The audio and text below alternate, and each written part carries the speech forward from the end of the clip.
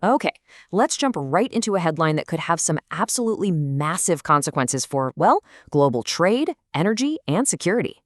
We're going to break down what a naval blockade against Iran really means and what it might signal for the rest of the world. So, picture this headline: U.S. announces naval blockade on all maritime traffic entering and exiting Iran ports. Wow. I mean, a headline like that, it isn't just another news story, right? It's a massive statement that could completely reshape an entire region. So, what does this actually mean? What really happens when you try to cut a whole country off from the sea? All right, so to really understand the impact here, we've got to start with the basics.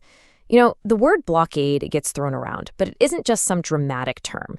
In military and legal speak, it's considered an act of war, and it has a very, very specific and serious history. So here's a pretty simple way to think about it. Imagine, just for a second, that every single highway, every road leading into a big city is shut down. Completely. No food can get in, no products can get out. It's just total isolation. Well, a naval blockade takes that exact same idea and applies it to an entire country, but instead of roadblocks, you're using warships to block the sea. And here we have the more formal definition. The key word, and you really got to focus on this one, is actively. This is not just a stern warning or some political statement. No, this is the physical use of warships to enforce a total closure. And that is such a critical distinction, because in the eyes of international law, this isn't just a sanction or some kind of protest. It is, plain and simple, an act of war. And this is where the specific wording really, really matters. You might hear another term used sometimes: quarantine. So why the different word? Well, a blockade, like we're talking about, is legally an act of war. It aims to stop everything.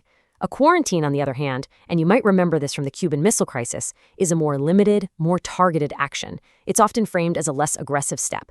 So calling this a blockade is a very deliberate, very significant escalation. Okay, so that's the what. Now for the so what, let's talk about the economic squeeze. Now that we've defined what a blockade is, let's really dig into what it does. What does this kind of pressure actually look like when you apply it to a nation's economic lifeline? You have to understand, for a country like Iran, the sea isn't just important, it's everything. It's their economic lifeline. We're not talking about some minor disruption.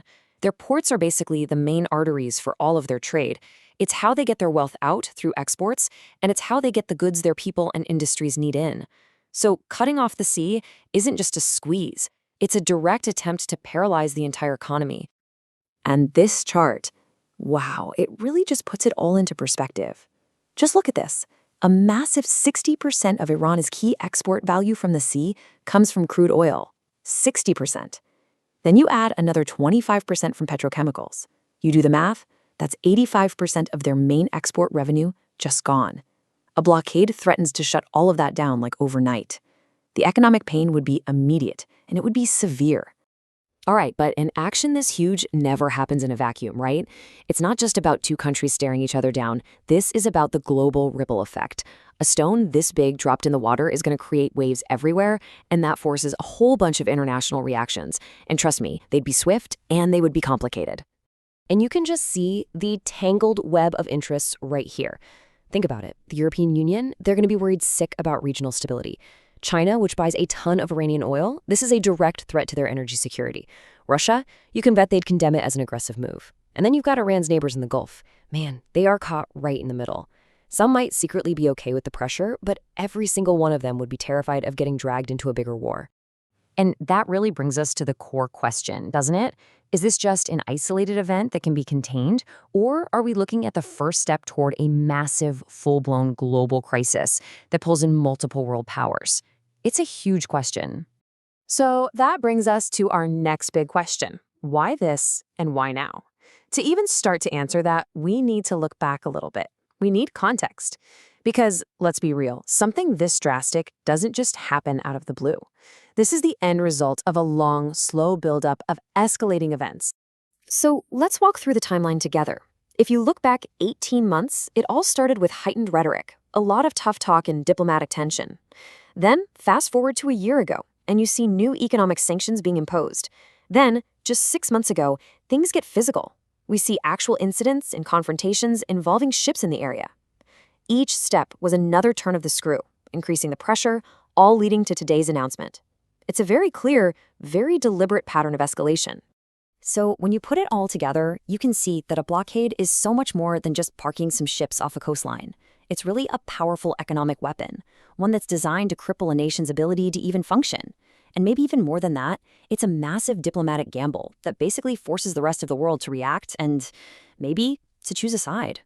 And all of this leaves us with the ultimate multi-billion-dollar question, right? Is a naval blockade a clever tool? A way to apply maximum pressure and maybe force a diplomatic solution without having to go to a full-scale war? Or is it an irreversible step, a move that puts us on a direct path to a conflict that could swallow up the entire region and maybe even more? That, right there, is the critical question at the very heart of this whole thing.